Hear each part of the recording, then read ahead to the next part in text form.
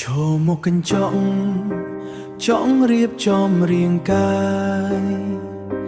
ហាត់ញញឹមមួយដែលមិនចេញពីចិត្ត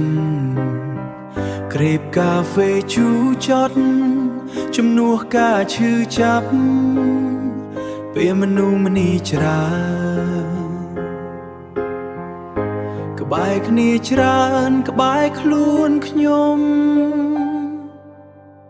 ស្នាមញញឹមคล้ายคล้ายជាអាវក្រោះរឹងមាំតែខាងក្នុងបេះដូងដូចដុំថ្មធ្លាក់សើចទាំងទឹកភ្នែកក្នុងកែវភ្នែកត្រជាគ្មានអ្នកណាដឹងទេថាខ្ញុំកំពុងបែកបាក់ជួបគេសួរនាំថាតើជីវិតយ៉ាងណាខ្ញុំឆ្លើយថាសប្បាយតែក្នុងចិត្តគឺសូន្យ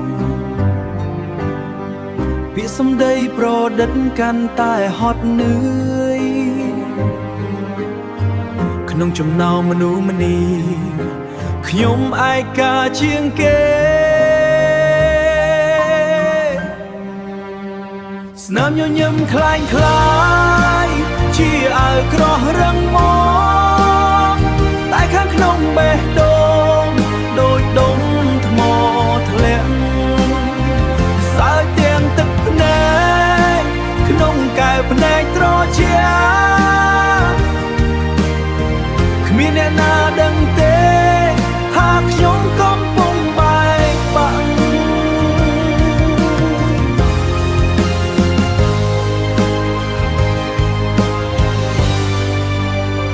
ថ្ងៃមួយបើបាំងនេះ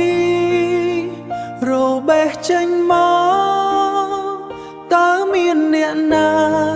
ហ៊ានឈរមើលរូបខ្ញុំឬក៏គេគ្រាន់តែចង់ឃើញអ្វីដែលគេចង់ឃើញស្នាមញញឹមគ្រាន់តែជារបាំងបិទបាំងភាពឯកា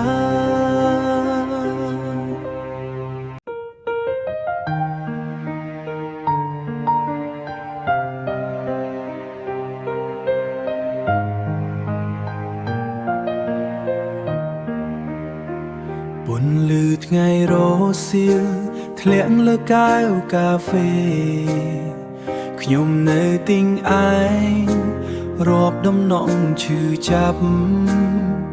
ដូចជាស្រាក្រហមដែលយើងធ្លាប់ពិសាតែបន្សល់ត្រឹមជាតិល្វីងជាប់ក្នុងបំពង់កជាប់ក្នុងបំពង់ជាតិល្វីងនៃស្នេហ៍គ្មានអ្នកណា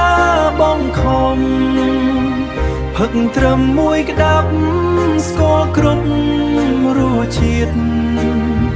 ផ្អែមនៅចុងអណ្ដាតចុងក្រោយហួចិត្តស្រាលវែងនេះហើយជាចំណងដៃស្នេហ៍ស្រាលវែងនេះហើយជាចំណងដៃស្នេហ៍កាលមុនធ្លាប់យល់ថាវាជាទឹកខ្មុំភ្លុកយូរយូរទៅ